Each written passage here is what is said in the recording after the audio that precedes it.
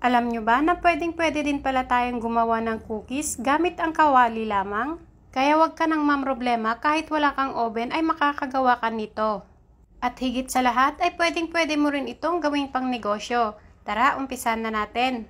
Sa malinis na bowl, maglalagay lang tayo dito ng 100 grams ng butter or margarine. Bale, pinalambot ko muna siya para hindi na ako mahirapan pang maghalo. Then, isunod naman natin yung ating 3/4 cup na wash sugar.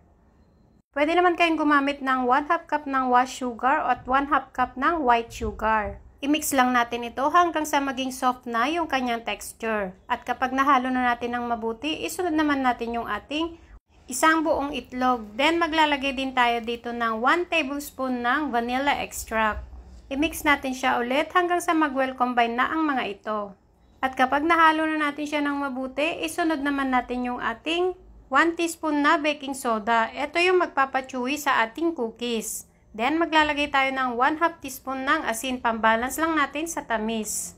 At kapag ganito na yung texture niya, pwede na nating ilagay yung ating 1 1/2 cup ng all-purpose flour. Halu-haluin lang natin tumuli hanggang sa makagawa na tayo ng dough. Then, lastly, yung ating 1 cup na chocolate chips. Haluin lang natin ito ng mabuti para may kalat natin yung chocolate chips sa ating mixture.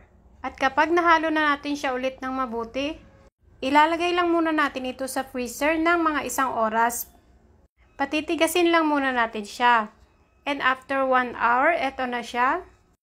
Sunod naman natin na gagawin ay bibilugin lang natin siya. Mag-form lang tayo ng ball nang naaayon sa laki na gusto natin.